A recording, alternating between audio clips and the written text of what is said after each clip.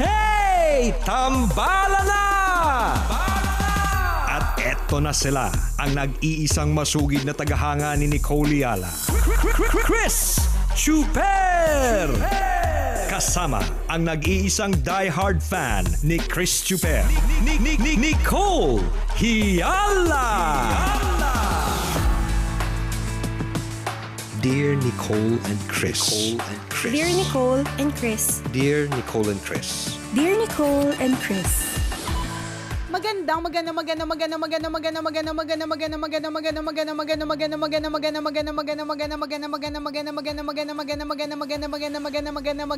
morning, Luzon, Visayas at Mindanao, Metro and Mega Manila. Hi partner, how are you?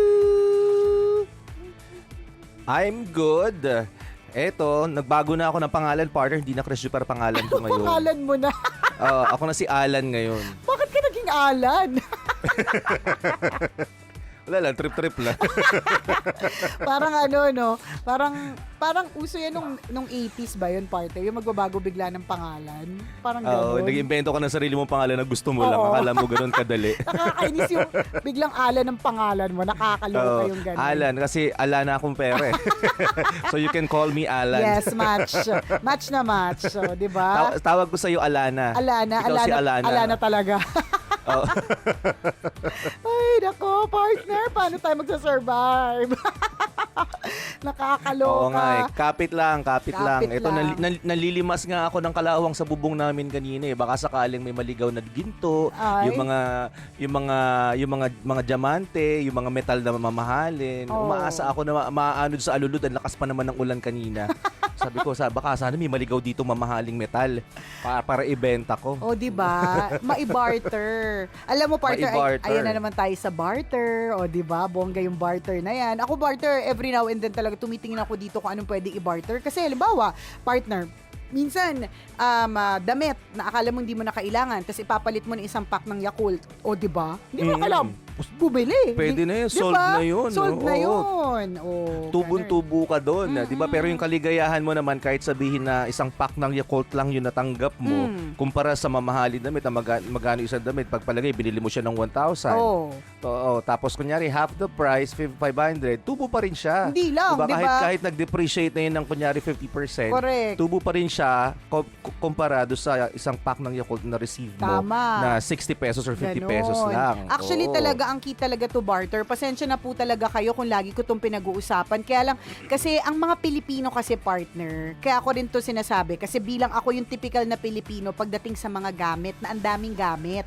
Hindi naman kasi Mahilig lahat... ka mag-ipon ng gamit Oo. Mahilig ka sa abubot. Mahilig ako sa abubot. Mahilig ka sa tambak. Parang feeling ko ang mga Pilipino in general, partner, mahilig sa tambak eh. Neto-neto lang naman na uso yung mga minimalist, yung mga yung nanonood ng Marie Kondo, yung mga ganyan, yung mga eksena. Feeling ko nga si Marie Kondo, partner, pag pumunta dito sa amin, baka mahimatay. Papasok pa lang mahimatay na. Sa dami ng Sino si gamit. Marie Kondo? Hindi mo kilala si Marie Kondo? Ikaw, nakikitawa ka, hindi mo pala siya kilala. Nakitawa, sumasakay lang, di pala naiintindihan. Sumakay pero hindi pala na-gets. Si Marie Kondo. Sino si Marie Kondo? Si Marie Iba yung Kondo, komedyante partner. yan? Hindi, iba yun. Si Marimar Ah, ata iba. yung naisip mo. Sino ba? Si Marimar lang ba kilala mo? Akala ko yung komedyante sa The Library dati. Sino? Marie Kondo. May kapangalan bang Parang ganun. Oh, Marie anyways. Kondo. Si Marie Kondo, partner, I guess Japanese yata siya. Hindi ko siya masyadong pinapansin, partner, kasi hindi ko feel yung niya yung eksena niyang Hindi ko feel yung itsura niya. Hindi. Partner, kapag sinabi ko yan, sasabihin din sa akin ni Marie Kondo, okay lang yan, hindi ko rin naman trip ang itsura mo. So, quits lang tayo. Hindi ko trip yung mga prinsipyo niya, partner. Although, siguro, okay naman. Pero kasi, ever since, mahilig kasi ako sa abubot. Alam mo yan, partner. Maski bata ako, Ang dami-daming gamit sa bahay. Oo, Konting correct. galaw mo lang, may masasagi ka. Oo, totoo. Ang dami. Tingnan mo, napunta ka sa kondo namin, partner, 'di ba? Pwede namang kahit pa paano medyo malaki yung kondo, 'di ba? So nilakayan ko rin yung mga upuan, 'di ba? Pwede namang maliit lang eh. Pero nilakayan ko yung upuan. Oo, mas maraming space yung gamit kaysa sa tao. Oo, ganon. Ganon ako. Si Marie Kondo, ang pinaka-purpose niya talaga is to, parang to organize your life. And part of organizing is minimizing the things that you don't need or aayusin mo parang ganon. Tapos, yun nga yung sinasabi ng mga tao, ikaw din Follow partner. ko nga yan, si Marie Kondo. Oo, ikaw din partner, madali lang to para sa'yo kasi hindi ka naman mahilig sa abubot partner eh.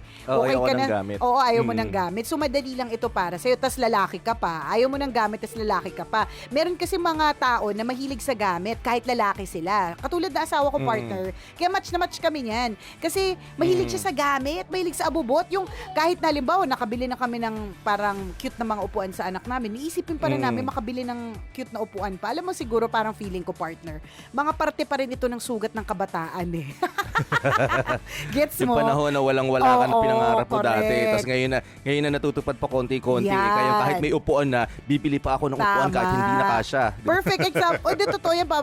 Perfect example yung kanina. Nag-grocery kami. Ay, hindi, kahapon pa lang. Ang aga pa lang. Mag-grocery kanina. 8 o'clock pa lang. Alas 4 na mamalengke na. Namamalengke na. Tapos, meron kaming binili na pink na sponge cake na Barbie. Tsaka blue blue yung color ng paka na na sponge cake naman na Cars parang ganon. Tapos yung ganun bang mga sugat ng kabataan na siguro nung bata tayo hindi tayo mabila ng ganung merienda. Bumili kami ng madami. 'Di ba? Nag-hoard bigla. Kahit hindi na naman sobrang katuwaan nag-hoard Oo, na. 'di ba? Kahit hindi naman, pero hindi nag-hoard. Wala naman kami pang hoard party. Ibig sabihin, bumili kami ng more than one, 'di ba? So, alam mo yung mga ganon. So, anyways, ba't ba ako napunta dito sa topic na to? Si Marie Kondo, babalik ako. Marie Kondo, yun yung gusto niya, parang maging minimalist. So, maraming, in fact, partner, meron siyang series sa Netflix. Panoodin mo siya. Ang dami niyang itinuturo tungkol sa mga ganyan na parang, yun nga, katulad na lagi mong Pagtitipid. sinasabi, partner, na mas magaan sa buhay kapag konti lang yung nakikita mong gamit. Although may mga ibang tao talaga, partner, na mas masaya silang tingnan pag marami silang gamit. Ako yung isa sa mga taong ganon. At maraming Pilipinong ganon, partner, ha? As in, mahilig Totoo. talaga tayo sa tambak. And thus, and I therefore Correct. conclude, dahil mahilig tayo sa tambak, madaming mga bagay dyan sa bahay mo na akala mo kailangan mo pa, pero hindi mo na siya kailangan. Pero kailangan siya ng iba na pwede mong Tama. i-barter. Grabe talaga ang pagmamahal ko sa barter, partner. As in, ang kagandahan kasi Napapakinabangan mo siya sa panahong ito, no? napapakinabangan ko siya, partner. Isipin mo, mga nakatambak, tas ipagpapalit ko ng ng Shield Bath Soap. Alam mo yung gano'n, hindi ka na bibili ng Shield Bath Soap. Di ba? Yung mga gano'n ba? Yung mga... Totoo ka dyan. Ang daming Magandang ano yan. Ang daming Magandang pwedeng prinsipyo. gawin. Kasi totoo, pareho kayo ng mindset na nanay, pareho kayo ng ugali ng nanay ko, pareho kayong may ugali eh. Sumbong kita kay nanay. Pareho kayo ng ugali ng nanay ko, ganun din. Sobrang niyang mahilig sa gamit, sobrang niya keep ng tawag sa akin, mag-keep ng gamit o mag-keep ng gamit. So talagang kahit hindi na kailangan, talagang nakatago pa rin kasi ang paniniwala niya, darating yung, sabi niya, anak, darating yung time na magagamit pa rin natin yan. Hindi lang natin kailangan. So which is true. Kasi kunyari, naghahanap ako ng basahan. Wala akong makita kasi nga, sanay ako ng walang gamit. Pero nung tinanong ko yung nanay ko, Nay, may basahan ka ba dyan? Binuksan yung aparador, ang daming basahan. Di ba? Yung pag nagbukas ka ng isang pinto ng cabinet, babagsak sa sobrang dami ng basahan. Hindi alam mo, partner. So, hindi diba? ko alam kung alam ba ni nanay yun or alam ba namin or feeling ko partner sugat pa rin to ng kabataan eh. Baka may sugat din sa kabataan yung nanay mo. Deprived din ba siya nung bata siya? Malamang. Di ba? Kaya parang feeling mo, may ganun kaming feeling, partner eh, kung magkaugali nga kami ni nanay, na parang feeling namin, gusto din namin yon kahit meron na nun. Kasi baka kailangan pa. Tas yun nga, tama ka, partner, kapag binuksan mo naman yung cabinet, may kita mo, napakarami naman palang ganon, di ba? Yan yung sinasabi ko, partner. Madaming Pilipino yung ganyan. Siguro maraming Pilipino ang may sugat ng kabataan. Ang hilig-hilig natin, hindi, bukod doon, partner, mas sentimental kasi tayo, 'di ba? Sobrang sentimental ng mga Pilipino eh. Kaya hindi tayo basta-basta nagtatapon ng mga gamit, 'di ba? Pero now na nasa survival mode tayo at nasa crisis mode tayo, it's very important to sell na these things. Kung di mo sila mabebenta as in kasi hindi convertible to money, 'di ba? Pwede sa barter kasi sa barter medyo palugi. Ang kaganda pa sa barter, partner, kung halimbawa, pwede ka mag-offer eh. Halimbawa, Ang hiningi ko, partner, isang kilo ng pork liempo kapalit ng bag, let's say ganon. Kung wala siyang pork liempo sa bahay nila or effort pa para sa kanya na lumabas, mag-o-offer siya. Sasabihin niya, wala ako ditong pork liempo eh. Ang meron ako dito, 2 pack ng tocino. Okay lang ba? O, yung mga ganon ba? O, edi may Pwede, pagkain oo. na. O. Maganda yun. So napapakinabangan mo lahat ng mga nakastock na hindi mo na ginagamit. Tama. Yung mga gamit na matagal lang inaamag, papapakinabangan pala ng iba. Correct. Totoo yun. Naalala ko lang ang dahilan pala kung bakit nasanay yung marami sa atin na nagtatabi ng mga gamit kahit alam nating sobra-sobra na. Kasi nga nung panahon, naalala ko yung kwento ng mga tita ko, kasi yung mga lolo-lola natin noon, 'di ba? Ano tayo mahilig tayong magtago ng gamit. Oo. Kasi nga ano yun crisis nung panahon na yun, gera yung naabutan nila. So yes. lahat ng bagay na meron sila, tinatago kasi ulam, pagkain, damit, lahat ng possession. Tinatago nila kasi naniniwala sila na magagamit. Hindi ba natin magagamit ngayong araw na ito hanggang next week? Pero darating yung time na magagamit pa rin natin 'yan. Tama. Kasi nga wala nun talagang kailangan mo magtago ng mga gamit kasi nga diba? gera. For survival purposes. Survival. Tsaka Totoo sugat yun. ng kabataan. O, di ba? Sugat ng Correct. nakaraan. Kaya parang, Tama. kaya may dahilan pala kung bakit ang hilig nating magtabi. Kasi yun nga Until napasa-pasa na lang yung ganyang Oo, tradisyon, yung true. ganyang kaugalian, customs, tama. Correct. Kaya, Agree. go naman ako dun sa mga nagmi-minimalist na life.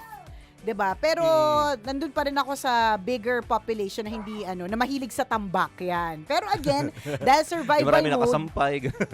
Nainis ako pag marami nakasampay, maraming mga nakapatok na kung ano-ano. ay nako, Diba? nakakaloka. Maganda, okay lang naman yung tambak basta siguro i-organize mo. At ngayong quarantine period, madami ang nakikitang ganyan, partner, no? Hindi man sila nagle-let go ng mga bagay-bagay. What they do is they have time now to organize. 'Di ba? Halimbawa, dati magkakasama lahat ng mga kape, asukal, alam mo yon, yung mga ganun, asin, hindi mo na nga alam kung alin yung iodized salt sa sugar kasi nga niwalang label. Pero ang nakakatuwa ngayong quarantine, nagkaroon ng oras i-label.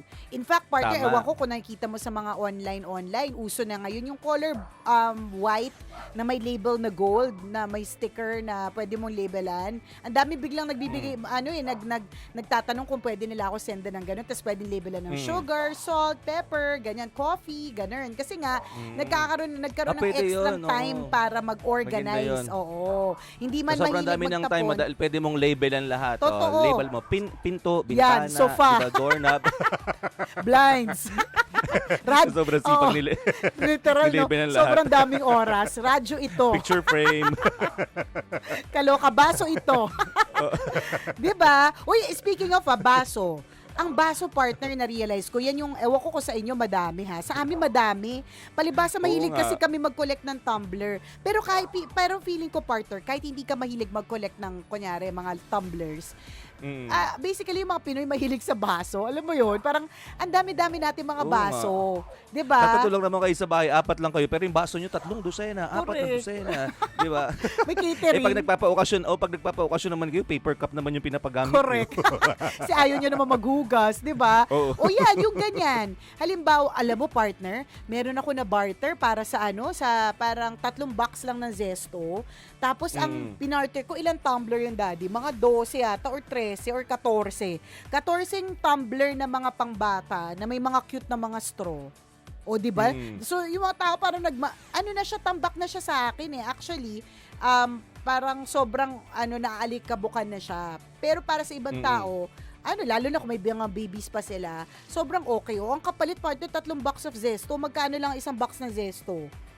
O, 58. Pwede na. O, 58 times 3. O, magkano lang? Nakuha mo 40 na tumblers. O, di ba? So, Pwede na. medyo Palugi ka talaga. palugi. Oo, medyo palugi talaga. Medyo palugi talaga, pero Pag-giveaway lahat yung binabarter mo. oo, pero partner, yan yung mga yan yung mga Sa bagay, source of happiness mo naman eh. Oo, Kung baga, ang- kinakukuhaan mo na ng kasiyahan. Then sobra. bakit Happy pipigilan? talaga ako. Oo. Super duper, as in. Oo. Totoo ka dyan. Siguro ikaw yung tipo ng taong nag-uuwi ng mga disposable spoon and fork sa fast food. Paano mo nalaman? Kasama ng Kukuha mga na marami tapos kasama ng iuwi. mga ketchup, ng mga syrup. Oo. Yung humingi ka ng syrup, hindi naman kailangan nagpa-pancake sa bahay. Oo. Pero ang dami mong syrup. Uy, di ba yung ganyan? Kung ba mahilig ka mag-uwi, mga Pilipino mahilig dyan eh. Kasi Oo, parang kaya, feeling natin, Dati ganun, oo, ayaw tapon. parang feeling Inuuwi. natin sayang kapag ka tinapon. Tapos magagamit natin. Kahit hindi naman actual na, hindi ka naman talaga nagkiketchup sa bahay, huwag ka maarte, di ba? Tama. Yung ganun. Yung mga asukal na ginagamit sa bahay galing sa Starbucks, Oo, diba? Yung mga ganun. honey galing sa Starbucks. Mga libre. Alam mo, ang isa pang tambak namin na ano namin, na puno namin yung parang isang malaking container. Yung mga libre sa libre sa hotel. Kasi di ba mahilig kami mag-check-in. So yung mga Oo, libre yung sa mga, hotel. Yung mga Pringles sa hotel, inuwi nyo. Uy, hindi ah. Kasi nung minsan Grabe. inuwi namin, partner, nagbayad kami. So, simula nun, we learned our lesson.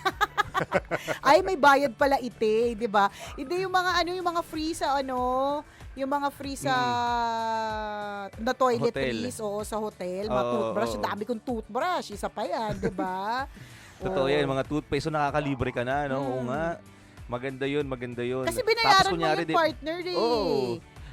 Di, tsaka yung di ba minsan nanghihingi ka dun sa mga kasamahan mo na na di kunyari sa tayo company. So pag occupy tayo ng hotel, siguro mga 10 kwarto ka agad 'yon, di ba? So pag pag kinolek mo yung 10 kwarto na yun, lahat ng toiletries na yan, ang dami yun na, isang container na kaagad yung iuwi mo. So meron ka ng consumption for 2 months na libreng toothpaste at saka libreng toothbrush, so, di ba? Magandang diskarte. Yung mag-uwi po tayo ng gamit galing sa hotel.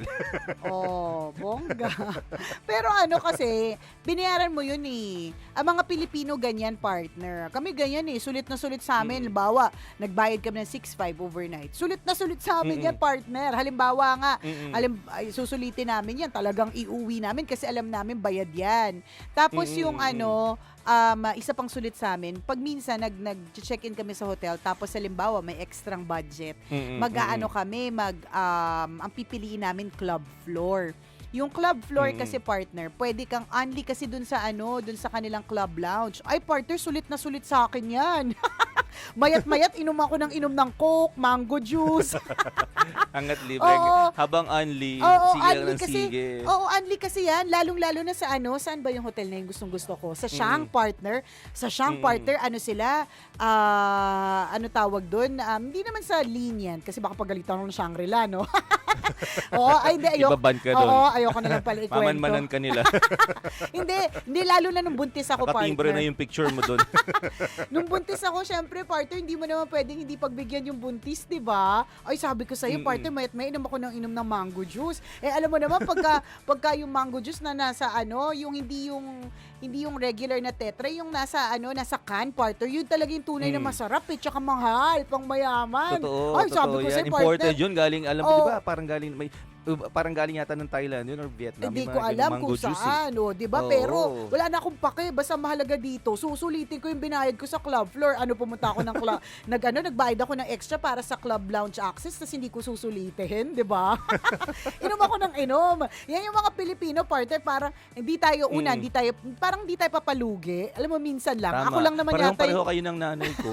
Ganyan-ganyan. Yung tipong kunyari pag may politiko, di ba yung mga politician pag kumakandidato, namimigay ng mga kalendaryo, mga kanik-kanik, mga pamaypay, ganun. Kukunin Yung nanay niya. ko binigyan ng pamaypay, ang daming pamaypay sa bahay na na karton. Tapos yung mga kalendaryo, parang nag-imprenta ka ba ng kalendaryo? Mas malala naman yata si nanay.